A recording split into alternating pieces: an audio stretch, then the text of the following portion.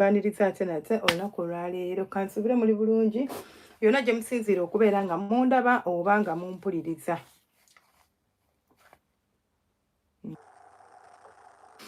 Mugamba mutya abalungi amwasize mutya mwasiibye mutya mwewammwe nga bwakatya nammwe ne mbagaliza amakya malungi olunaku olwaleero sawa ziri 3:52 gye mpangaalira kyokka Uganda ziri 2:52 tugenda kuba tulaba ku bukodyo bw'okukwana obwo obukyamula buli mukyala.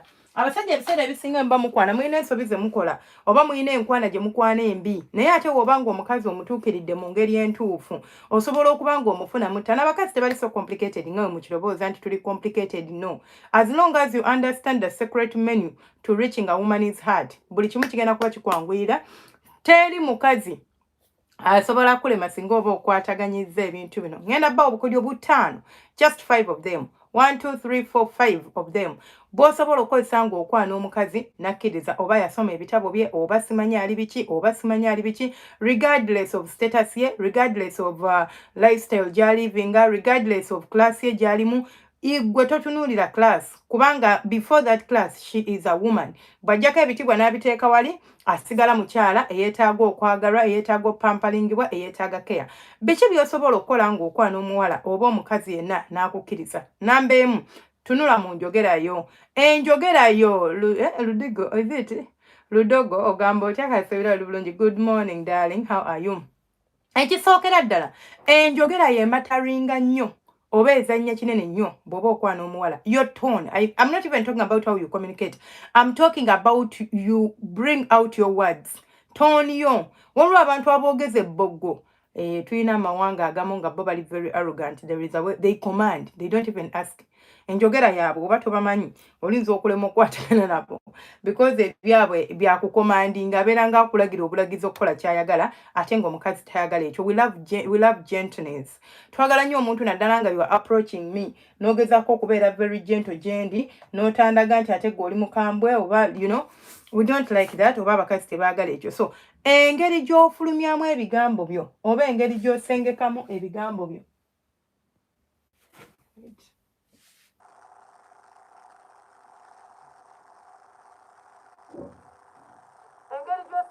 ebigambo byo ng'oyogera n'omukyala gw'ogenda okukwana kikulu nnyo nnyo nga bw'okiwulira. Ogamba otya Peter Sali kansubira oli bulungi. Living alone bano abantu abali arrogant, waliwo abantu abasaaga ne muyite mulina okukoma.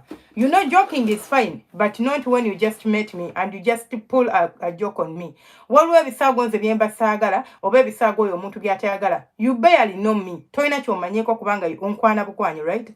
Kasubira nti it's appropriate for you to start cracking jokes naddala ezikwatagana ku bulamu bw'omuntu, ezikwatagana ku bantu, you know, like for example tribes z'abantu, no cracking a joke ku tribe y'abantu. Naye abasoga basiru. You can say that nga tomanyi nti omukazi gw'okwana musoga. Owulira? Abasoga baadankana. You are saying that tomanyi nti oba omuntu gw'oyogera naye maama we musoga, and you are saying abasoga baadankana. It is not funny. Waliwo ebintu byetazanyirako byetajokingiramu. So you have to know that engeri gyenjogeramu noono omuntu ebigambo byange ninza obifulumya nga birimu sarcasm, bisesa, biri awo bwe bityo. Alhamdulillah Peter Sale oba oli bulungi. Ogamba otya mukwano kasubire weeyagala ani ono gwe mbadde okubuuzaako. Juma, how are you? Let me hope oli bulungi. Is it Sinani? How are you darling? Then lino liri Mizui. Ogamba otya kasubire oli bulungi. Ngambye hi love. How are you dear? Let me hope you're good. Waliwo ebintu bye tuzannyisa oba bye tusaagirako like gwe nolobooza nti it is funny but it is not funny. And living alone kale abo abantu abalina a lot of sarcasm like watasaanidde oba okusaagirira okutagwanidde ne tubeerayo ate n'abalala baneeno nga ye alina engeri gy'afulumya ebigambo etali nnungi, you know, wakanda batomanyi. Humble yourself, like seriously oli kunkwana naye engeri gy'onkwanamu si nnungi. This is why you keep going down ng'omukazi akutyaninga down. For example, kati kankuwa example. Njogera ki gye wandikoseza ku muwala gwe wakasinkana oba gwe wakasooka okubeera ng'olaba. Instead of gwe okujja okuŋŋamba ekintu ekyangu ennyo nti oyagala onsanze mu kkubo ntambula, instead of okukola okunsiya nga asiiya enkoko. Because I'm not a chicken. Why are you doing 666? I'm not even a dog. Why are you doing that? I'm not an animal. That language is used for animals. walk straight to me ngamba excuse me ate bwe nnyimirira totandika kukankana. You don't have to rehearse words while coming towards me ngenda kwogera ki otandika okukankanya mu maaso gange. No, excuse me bwe nnyimirira ombuuze. Nabagamba the best way to strike a conversation with a woman gw'otamanyi kumubuuza. This puts a woman in a very comfortable space. Bw'ojja n'ongamba nti oli otya nnyabo munange nsonyiwa okusumbuwa mbadde nnako wendaga naye simanyiiwo. Can you please, do you mind just okumbuulirako ekkubo lye nina okukwata tie okwata lino already nkulabye direction gy'ogenda munange gye ŋŋendamu era gye ŋŋenda okubuuza nkimanyi naawe gy'odda direction tutambulira y'emu. At least ne tunatambula ebigere bitaano nga tuli ffenna. If I know what I want, I will use those 5 steps we are going to walk me and you okufuna akanamba kak'essimu ate nga nkafunye in a very safe environment. You know, I'm very calm, I'm very humbled. Like, which woman will say no? Because ngatamanyi, obanga yekoede tali mu mundu nagamba manyi simanyi ombuza simanyi. I don't know where you are asking. Then it's fine. You know? Naye bw'oddaawo n'otandika okwemotyamocha ombuuza ebitankwatako gyebaleko kandi nawe gyebaleko ng'onyirira mwana banange oyina ettako madamu mwana onkubye olaba olwo luyeye lw'oyogera kozi ng'olugamba muyayeyaye munno. But not every woman entertains that. Onkubye nkukubye nga tokaaba mwana onkubye wakandaba toyina kyomanyeko oli kuntendanga bwonkubye kati awo oba toli kwana kabeeranga kamanyiro. To be honest with you, just come to me mbuuzaako ono bwangamba hey, you look smart enough. Don't over compliment me. You look smart kimala onyumye kimala togamba nti banange onyumye kimala ng'onyumye wena laba ettako olivuddeyo mwana oliko ebbeere oli toni yange si nkambwe naye ate erimu akamanyiiro. Siri kuleekaana siri kuboggoka siri arrogant but ndimu akamanyiiro. Telling you mwana oliko ebbeere first of all I'm being sexual and abakazi tukuzibwa nga batutendeka okwewala abasajja because abasajja balinga predators to girls or to women. This is what we are taught. Not in school, not in homes, and I can also teach it to girls even right now. So ologamba omwana ow'obuwala nti muwala omusajja bw'aba mulanga akwekwasa yonotala tokkiriza musajja kukwatiira tokkiriza musajja kugamba bigambo bwe biti they will corrupt your mind. Okitegeera because mulinga ba predators. This is our mind, this is how we are brought up. Oba okwana muzungu oba okwana muddugavu oba okwana mu America, this is how we are all brought up and this is what we are brought up being told, not to be like okukiriza omusajja okubeera nga akola ki agamba ebigambo ng'ebyo. Kati omusajja obbi kugamba nga akulumba bulumbi like we akakulaba kikushokinga unless nga mweyagala mu datings but gwe omuntu omukwana bukwani. So walking straight to her and telling her nga bwalina akabina nga bwasibye ebbina nga bwalina amabeere like china engeri kaje kita sounding bulungi matu ga muntu. Omuntu akwana you have to be very down to earth. Omuntu n'omugambo obugambo bulungi Aisha ogambo tedi akansubira oli bulungi n'omugambo obugambo bulungi obukakamu n'omubuuzaako oba oyagala muwanako ng'onyumye kimala tokisussa then olumaliriza n'omusaba akanamba keki akesimu. Then kiringanga n'omuntu for example n'engeri gyo approaching omuntu emataringa kangambe ndi mu supermarket ondabyo neegombye instead of okujja gyendi for example n'otandika okungamba ebitanyamba gye baleko ng'onyumye. You are trying to strike a conversation with me but the lines you are starting with they are total turn off for me. So lwaki tojja wendi nti ndi mu supermarket nina section gyendimu nongamba mbadde noonyako ku greens waneeno olaba ndi mu greens naye nga olwedde oluusi wayise nawodda tomulabye naye nga simulaba onoonya green ki olwo ebigreens byenoonya wano oba babiyita bugga oba babiyita jobyo something of that sort agenda kuyambako okunoonyaga baleka tebamuyina kale naye mbadde manyi bamuyina anyway gyebaleko oli otya bannange ng'oyogera bulungi omanyi abantu bakambwe omuntu osobola omubuuzaako munaye n'akuyisamu egali nze siina buzibu ate omuntu aba akubuuzizaako bubuuza lwaki oba omukambulira. You are striking a conversation already omaze ofuna ebigambo ebitandika. You just have to follow these lines n'ofuna ky'oyagala rather than coming up to me n'ongamba amadde nsaba ku namba yo nnyabo for what? Oli mbega? You just come to me excuse me nange nekutunuulira mbadde nsaba ku namba yo nnyabo. And then there is another problem I have with men. Tokwatirira mukazi. Omukazi atambula. Let me first get my water.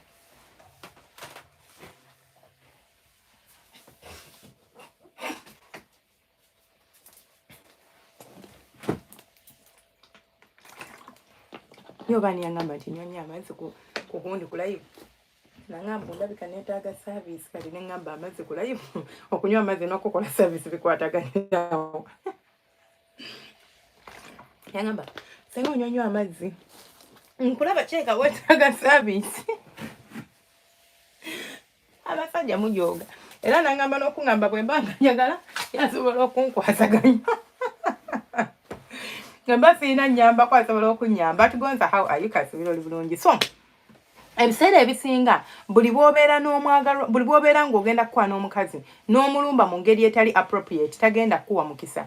Ndi kutambula n'ojja n'onkoonako regardless onkoonyeeko wa oba wano oba ku mukono excuse me just talk.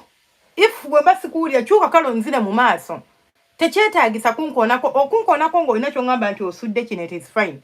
Naye okunkoonako ng'ogenda kunsaba kanamba you already touching me. Why are you touching me?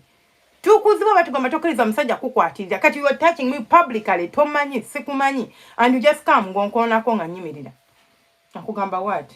Ng'otandika kungamba nti mpa ku namba y'essimu nga njigaano gikuwa because olaba nze nsobola osanga abantu nga nyambadde bulungi nze bwe nyambala n'ennyuma ndabika bulungi.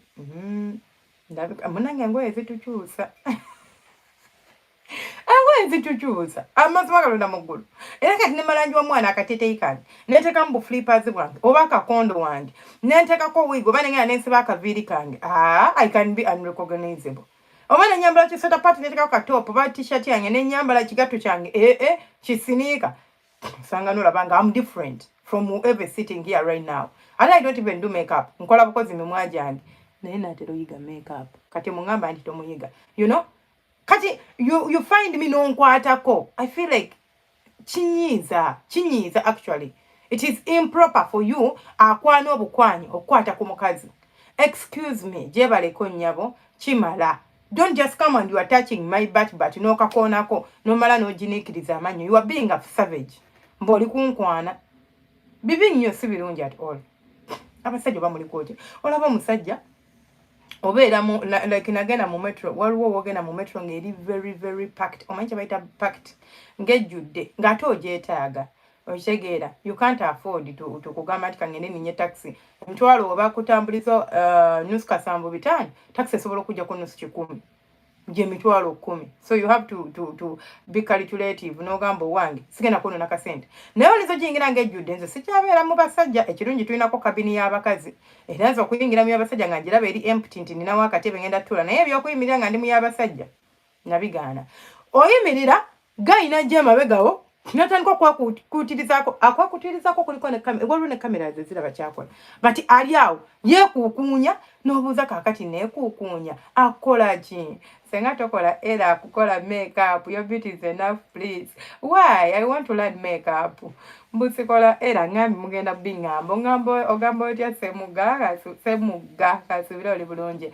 So nakwekuutirizaako this behavior I don't even get it. Kati what does it even satisfy you okunekuukutirizaako? Ogenda omwira nga yeekuukutiriza nze ngira bugize baba sinza neneta kola bukozi bwenti bwe bamanyi nemugamba what are you doing? Can't you just stand still? Ologenda omwira nga yeebuzaabuza ate si baddugavu si beeru tebaliiko kala nti bazungu nti bapataane nti bakibe babikola. Men are just like that. Kati just imagine gwe okujja n'onnumba ng'obadde ne interest y'okunkwana but you come with the habit of okunkoonako. I don't like it. Tekiraga buvunaanyizibwa tekiraga kirungi kyonna. You have to be very polite ng'okwana omukazi bw'oba oyagala akufune oba bw'oba oyagala okumufuna. Ekirala ky'olina okubeera ng'omanya gwe omusajja akwana omukazi nga tuvudde ku ky'okuba nti mukwatirira abalala ozze onkutte ku mukono gyebaleko wena bw'onkola bw'oti tomanyi. Why are you talking to me when you're doing like this as if you're so familiar with me? Omanyi nnyo. Omanyi nnyo bannange. Senga ngezaako okuteekawo boundaries wakati wange n'abantu. Nze simanyi how you people get comfortable with people touching you. Ekirala kwe kwefuula ow'akabi. Eyo nno nsobi nnene. Bw'oba okwana omuwala yenna oba omukazi yenna kati kangambe nze musajja siina sente dagala I'm going for ekituufu ayinamuko ku nsimbi ayinamuko ku kasente yakolamuko kyokka njagala kumukwana kati obuzibu omukola mumanyi olumba omuwala ono ne status etali yiyo kubanga njagala kubeera nga njagala mu impressinga nensooka ngenda nange ne mulaga nenjogera nga byonna byenjogera nabi rehearsinze. I sat down then I start rehearsing what I would say. Kakati ngenda mugamba enkolera wa nkolera jindo funa omusala sete mekafuna bose byonna kimwe byogera bya bulimba because you are putting something on the table kyotali. Bw'oba oyagala okwana omukazi, be yourself. It is more comfortable for you. It is more comfortable for her. And it is easy for her to connect with the real you. Kubanga singa omukkirizisa na connectinga n'ono omuntu gw'omuteeredde ku mmeeza n'abeera nga gwayagadde kati wanalaba the real you tagenda kwagala. Mugenda kukyawagana, mugenda kukita. Because this is not what he wants. I mean, this is not what she wants. Ayagala muntu mulala oli bweyagala naye mukwano. Byosanga nga abantu bamaze oluusi okubasa n'agamba bannange nze omusajja wange sikyamutegeera. Bannange Saamu yakyuka. Saamu teyakyuka. Saamu yoyo omutuufu. Saamu oli yali wa just for show. Kati Saamu omutuufu yono ono saawa zino gw'olabirako ddala. So try to be yourself. Be genuine. Like attention ye yaddala oba love yaddala ebeerawo ng'eri genuine. If you start off your journey ng'ebintu by'oliko byakwekwenywa byakulimbalimba omuntu agenda kubeera nga appreciating ekyo tagenda kwagala ng'ayagala gwe agenda kwagala ekyo ekifaananyi ky'oli omupaintingira. Okitegeera?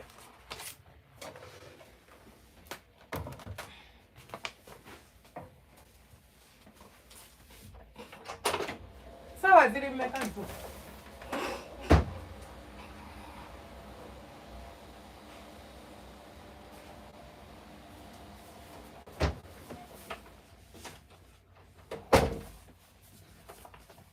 Njagala no dakiika 3 kuba nina gyendaga naye obudde nga tebuli ku saidi yange. Laba bunkwata. Kino kiŋambye mboyo yenze. Yegwa akola ki? Brian, how are you? Let me hope oli bulungi.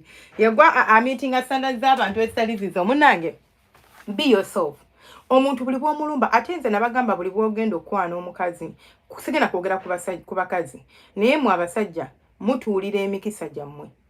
Bw'ojjeewo omukazi ng'alina ssente osanga yandibadde connectinga yandibadde akuyamba but because alina ssente omutya like olinamu okutya okwo kugamba nti alinza obutanjagala n'omulimba tinkola mu banka nkola gindi ne weteeka mu kifaananyi ky'otaliimu ne opportunity gy'abadde agenda okupasinga to you maybe gy'abadde ayina kubanga tomanya olinza okujja ewange nga nnawo opportunity ekibadde awo ekirayinze nga omuntu yangambye mwana feeyi oba olinayo omuntu ayagala omulimu bwe guti onkoonako oba I mean oba olinayo omuntu ayagala okukola omulimu bwe guti onkoonako then you come to me omulimu guliko akasente but gwoze ondaga nti gwe oli wakabi olina ssente you are traveling there and here nga ne passport togiyina kandi ngamba kati akalimu kange manendo kuwa nenda banga kalayisi kati ntandika nti omugamba kana akalimu k'emitwalo 5 akwaba tayita omuntu agenda alinya n'ennyonyi tayita nensirika n'akalimu kange kyokka ng'okeetaaga. So be yourself. This is one ticket egenda okufunisa omukazi yenna gw'oyagala. Being yourself. Being genuinely yourself. Like your genuine self. Not just putting up another show or just kwekola byotali kulimba. No. You go to me or you go to that woman you want. No mugambe ebigambo byo nga tobi rehearsinze n'omunyonyola and you tell them what you do. And okunyirira tekyetagisa kuba na ssente kyetagisa kubeera ng'omanyi okweguluminga just kubanga tolina ssente kyageza nti ogenda kugenda nga zonna enviri ziri ddati wona enviri zezinze ku mutwe bwe ziti olwo n'abasajja bendaba nga balina ssente banaye nga tebeefaako nina mukwano gwange alina omwami we gaya alina ssente. I'm talking about money. Abaana bali Uganda bakola ssente baddiya ate nga za ddala ate nga ziri ligo teziri irigo nga sente zebakola za ddala. Gaya alina ssente naye gaya alinganga oba bamugamba nti alina kwambala bubi alinga aliko ebyawongo nti byamugaana okubeera nga yenyiriza. Gaya ayambala ekigatto nga kyonna tekigatta n'ayambala ekipale namugamba lwaki tomuyonja nti munnange ne bw'omudizayininga omusajja ne bw'omukwata ne mutwala bamusala enviiri azisalako era ne buddako ne bweranda bwe buto talizisanirira talikola ki kale kugamba I gave up on him naye alina ebbaawe naye ndowooza ne ssente zicontributinga kubanga ekituufu kiri nti gayi mulungi naye gayi teyeefaako gayi yantabula. So genda yongo olabika bulungi ekyokubanga oli mwavu tekitegeeza nti ate obeere ng'ofaanana ng'omulalu kaviiri kasanirire akalevu kasale woba tokasaze kasanire tobeera na bulevu nga buli bwe buti bwona bwesunyesunye bwezinzezinze bulinganga obwo obuviri oba buyita batya obwo obwegira bwezinga ku mutwe bwerabiddewo tubuyita oba kaweke nga bukulinga kaweke. Imagine ekirevu ky'omuntu ng'alina buno obulevu buno bwa wano nga bonna bulinga bukaweke nga kati zineza wano nazo zirabika byazo n'ogattako omuntu pane ng'alinga atagatta. Make sure onyirira otegeera abasajja balimba tebavaako ssente nyirira ogendeyo omuntu omunnyonnyola ebikwatako abitegeere nti munnange gayi yaddanyirira naye talina ki talina bulungi oba talinamu ajja kuwa ajja kwagala nga bw'oli naye bw'ona agenda n'ekifaananyi ekirala ogenda kumanya nti weezise wekka lwanaakera ku makya n'akitegeera ky'oli tagenda kubeera ng'akwagala ekirala kubeera respectful. This is also a very important key bw'oba okwana omukazi. Be respectful in all aspects. Do not touch her. Tebyetaagisa. Number 2 bw'oba omaze enjogerayo nga gye natandikidde nako tomanyira tofuula nti omumanyi nnyo nti twakola ffenna kimwana. That is kind of not appropriate. I don't want you to be like nti obeere ng'oli very serious with me, but I don't want you to just nsanga notandika okunkwatako bw'oyogeza ebyekisiru olinga mmanyi omanyize nina tendency. You know why I tell you nze sisinkana abantu kubanga nkimanya I can't handle people's nonsense. Nze newemba mukwano gwo for example kale kangeze I've never met anyone from online nti mukwano gwange nembera mukwano gwo for example tuseka nkukubira esimu onkubira then you find me and then you start touching me, you start passing throwing comments ez'ekisiru nsituka busetu sinentambula nengenda nze nvaako mangu ate mba saagala kunyiiga because I feel like I don't like this. It's kind of disrespectful. Oze otandise okuthrowinga bi comments ebitanyuma eri omukazi mwana ero yambadde bikyuli nga yambadde bisiimuula no kubye ekigatto tekinkubye nawe kiba tekikubye don't comment. You don't have to. Toyina mu complimentinga gwogenza kumukwana mukwane bobolanga olina kyolabye ekitakusanyusizza. I don't think it's the right time for you to be saying all this because you don't have the right to. You only have the right to ng'onkwanye n'enzikiriza nga tuli mu dating. But gwakya nnyinnyonnyola bunyo abalala mugenda ku date esooka and things go well. Date ey'okubiri omukazi n'ataddamu kukwata simu zo. Noga naye twanyumya bulungi. Singa twayawukana bulungi but I don't get it. Lwaki yaddamu kukwata simu yange? It means there is something you either said or did nga muli ku date. Eyamuleetera obutaddamu kubeera ng'ayagala okuwuliza. Era nga yali ku date okwo ng'asaba agamba biggwaddi ngende. When do we end this? Biggwaddi. Era ng'olwayawukana n'akublockinga n'ennamba yo n'agideletinga. Nga tayagala kumanya. Otegera abakazi abalala they pretend. I know Andrew. I know when I'm talking about women ngenda kujja ate era nabo mbogereko mbabuulire ekibalemeseza ofuna abasajja. Abalala balimba emyaka. Kale n'abasajja nafunyemu kati abalimba emyaka. Abasajja bange mbaagala nnyo. Abo abalimba emyaka abala balimba kale tulo tunuma. Olemo.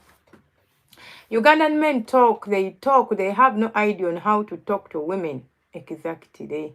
This is what I'm saying. They don't know how to talk. They just feel like asobola okujja na bragging around you. Abala bwagamba nti ayogedde ate yagenda kutandika kulistinga byayina nga bwali omugagga nga bwe yakolamu. You know? Kugamba kale otunula n'amaaso ne gakuluma ne weewuunya n'obuuza kaakati ono ye ngenda mukwasaganya atya ye kino ngenda kiyitamu ntya ye ono ngenda mukolera ki nga tokitegeera. Waalaikum salaam wa rahmatullahi wa barakatuhu. Ogamba otya Rashida. Good morning dear wange omulungi. Nze siina buzibu. Ekirala kwe kutandika omuntu okumubuulira ebyokwezina nga waakamufuna. Omukyala gw'okwana to date her oba okumuwasa oba whatever kyonna kye kiri si malaaya. Ate tukimanyi tije bigwera tugenda kwepimpina. It is a must tugenda kwezina mateeka. But you don't come to someone notandika okunkwana kale nonsaba akanamba ninza okukakuwa kati nonkubira essimu that following day oba that day notandika kuŋŋamba byakwewaako mpoziko nga nange ndi desperate nga byenjagala but wemba sibyagala it is a very bad turn off for me. Of course you don't just notandika banaye nenkukwatako banaye mpulira nze nanyimye nze nampulira You know, I used to feel very mad ng'omusajja ngambye naayimi onkwana bukwanyi ng'ongamba ebyo. Nze ndi muntu ali wild. Ndi muntu, I'm not so wild like wild in the way you will think like, you know, no. I mean, ndi wild but not nti nkanga nti singa ekyo nakyo kikola, no. But wema ntuuse ku nsonga eziri sexual, I really want to be, and I want to be myself. I want to enjoy sagala kwekoma sagala kola ki newe mba mbyogerako bwogezi na musajja njagala mbyogereko freely, but not when you have just kunkwana. Kakati olaba ffe tetulina ebizibu kati ffe abasomesa ebintu by'okwezina. Era kati singa nagamba nti nkwanibwa nti nzuuno nyonya musajja, era nandibadde nyiiga nnyo because engeri gy'obisomesa oli alemererwa n'okujja okukwana nga akubuulira laavu n'atandika kukwana nga akwagala kupimpina. Nze nkubuulira, most of the men abaneegomba nga bali ku channel yange, trust me, they're not looking for love. Kwebaka naawe kyebaagala kyokka, that is all. Kati gwe bw'ojja n'eyo mindset n'otandika okumbulira ebyokunzina nga wakandaba, you are too sexual, onkwatirira tuli mu bantu, you know. Kale tugenze ku date yeesooka, otandise okuyisayisa omukono. Olaba omukazi n'owoba oyagala kumuyimisa nti nze senga, kati olaba bano abasajja ba playboy nga yakimanyi nti nze sikwanira muwala oba sitwala muwala ku dates 2 nga sinnaba kumulya, nti ne ku date esooka nsobola okuggusa. Kituufu osobola, but how you bring it on kimataringa. You don't start by touching a woman. You start by talking to her. You soften your voice. Bw'omaliriza okukozesa eddoboozi lyo n'okozesa amaaso go, bw'omaliriza okukozesa amaaso go, omukazi olwo n'alyoka agondawo ne bw'omukwatako reaction gy'ogenda omufuna kutegenda kubambi. Naye you don't go straight physical with me. Sooka ogezeeko okunnyingira mu bwongo, ogezeeko okundaga nti kino you know, ondage signals. Woba osobola okuncaptivatinga olwo tuba tukimaze. Rashid Nagambe has the right to if he did buy them, but if not, keep all your useless words for yourself. Ngonyize nnyo ate, you know. Kugamba biba tebinyuma. You don't even know how to do it. You don't even know how. Ola abo ba playboy chobola abo bamanyi ebintu obabikwasaganya. Yasobola okutwala omukazi ku date esooka n'amubwatula tengo omukazi asiimye nga tetaleekaanyi. Naye kati gw'ogenda n'obwa amakyabo n'otandika okwogera ebitanyuma. Tebinyuma. Oli yagenda with the intent n'asooka amutunuulira n'alyoka amuzolera amaaso. Ekisooka ye kennyini asooka kweguloominga. Akasuuke kaleetera omusajja okuwulira nga kamuwunyira bulungi ne kamuleetera bulungi nnyo okubeera ng'ali okay. But when you come to me nga aimu yo yakwebaka nange n'ojja ng'okubawo gagambogo n'ojja ng'onkwatirira, we don't even know each other that much, we are just actually getting to know each other, it is a total turn off for me. Kitegeeza tugenda kubeera ng'osobola okunfuna. Okitegera headgirl ogamba oti akasubira oli bulungi. Andrew laga for sure, sometimes if you do not deceive some lady, they want riches. No, Andrew, that is because you think like that. Abakazi si bwe bali. Nze simanyi lwaki mmwe mulobooza. Simanyi lwaki mulobooza nti abakazi beetaaga bugagga. No. Omukazi bw'omulaga ssente oba bw'omukwana ne ssente agenda ne ssente. Kyokka omukazi bw'omulaga nti laavu, mukwana agenda kugwa mu laavu na laavu. Kati mukwanisa ssente. Abakazi gye bali. Era waba ayagala ssente ajja kugamba yagala ssente. Naye nga abakazi gye bali nga they are not looking after your money. Baagala muntu nga ggwe. Okay, Rashida Nangamba, please, sister, please tell me to stop saying this. I love you in the first place because it seems like that word is very easy to say, but they do not mean it. Saying it is okay, but you can't stand by it. So please tell them. Nze sigamba muntu I love you nga simwagala. Omayina agenda neŋŋamba nti nze sisobola kudatinga muntu for 3 months nga sinnamuwaako. Never ngamba nedda singa 3 months is easy. Kati balina kye bataategeera nze sidatinga muntu for 3 months. Kyekisooka. Ekisookera ddala nze osobola okubeera nange emyezi 6 nga sikwagala ate era nga nkikugamba nti sikwagala. Ky'oba olaba ndi muzibu nnyo okunjagala. Era nga tunyumya ngera tusekanga we are okay. But you tell me I love you nga okay. Ati newe banga eje emyezi 6 bw'olemererwa okunsuula mu laavu nga manya I will never love you. And I can't force myself. bwengwa mulavu naawe neneewe emyezi 3 awo ne tuproceedinga kuba mba saagala kwonoona biseera byange. And a lot of men n'abakazi tuyige, si buli muntu agamba ekigambo nti I love you Rashida nti aba akwagala. They know that we love attention, we crave love, twagala nnyo okwagalwa. This is what they use on us. But woyiga nti buli muntu agamba ekigambo I love you, nze ngamba ne wano era ntera bagamba nze saagala muntu anyimbirira I love you. Hey, don't tell me. Even my man knows. He tells me that, but he knows. I don't like it. The change what I appreciate is a man who tells me, for example, a man who tells me, Omwana.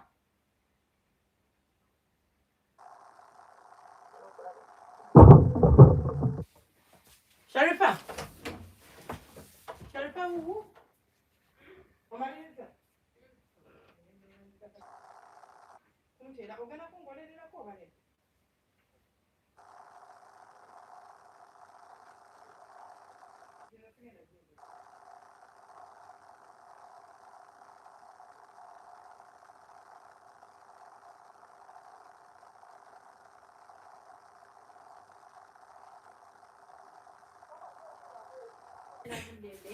Kale ne yanzita.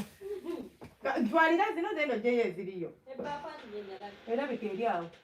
Eri wano. Awo kagundi. Ne yanzita nange ngenda kumaliriza wano nzije.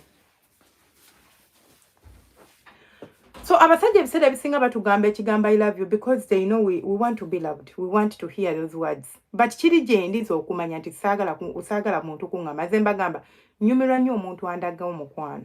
Ne ŋŋamba nti wabula omusajja ono anjagadde. Saagala gamba kubanga ŋŋamba I love you kumakya. I love you mutuntu. I love you nafuuka I love you. I love you, I love you, I love you. What is I love you, I love you? Do for me things that show me that you love me.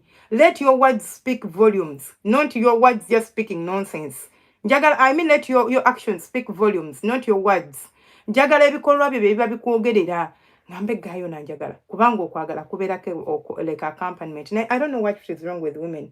I don't know, sijja kulimba. Nze nina mikwano gyange gye ŋŋamba amazima ne mugaa oli naive. Ku myaka gy'olina nze singa sikyawulira ng'ombuulira ebyombo bakugambye I love you wena n'obuubuuka. N'obeera ng'agamba towulirangako kigambo I love you. Like why?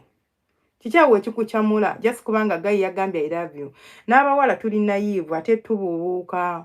Twakayaka.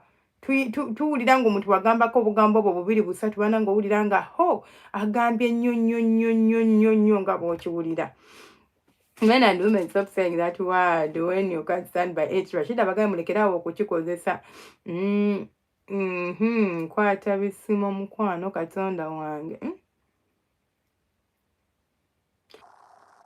Kwata bisino mukwano Katonda wange nga sibitegedde. Sibitegedde byewandiise naye kale tubirekawo. Marry me and be my wife. Tolaba be bano benkugambye nkwanambi. Angambye marry me and be my wife. Marry who? Does he even know me apart from the face he's seeing here? You think you marry a face or you marry a person? If you marry someone, you marry their character.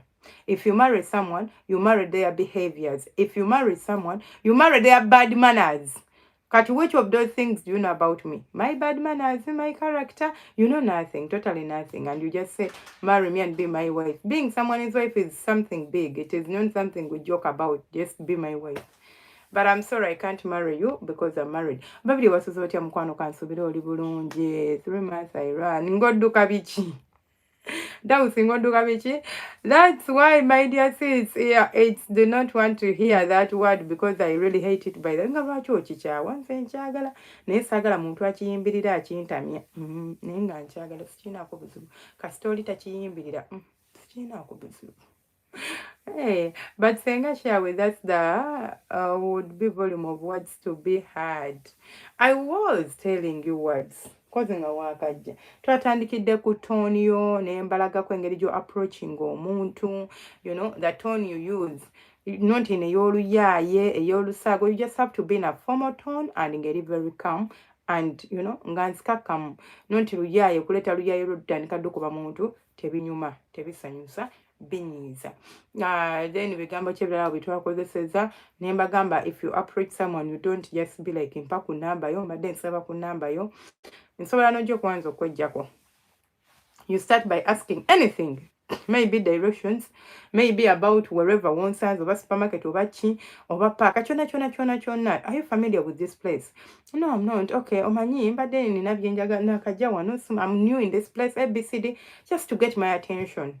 Naye nga seenaki si just kuntuukirira ng'onsiyanga akakoko mbompa ku nnamba yo. Anyways, mubeere bulungi. Emisana I don't think tujja kubeera ne live, it is 50-50. Kubanga nina gyendaga simanyi ssaawa zigenda kunziza. Nina gyendaga simanyi ssaawa zigenda kunziza. Bwe mba nkomyewo nga bukyali, kubanga bwe nkomawo ssaawa 9 ogwa wano sisobola. Bwe nkomawo ssaawa 7:30, 30 minutes is okay for me to prepare, then 8 ne tukola live. Kati bwe nkoma kubanga mba ngikola 8 ogwa wano e Uganda ziba 7. Bwe nkomawo ssaawa 8:30 era mba sikyasobola gikola. Naye nga mubeere bulungi akumata 10 so I will not say anything about it, it's just 50-50. I might be there, I might not. Ekiro of course tubeerako mateeka. Mweraba abankumira takumira mbeera. Love you so much guys.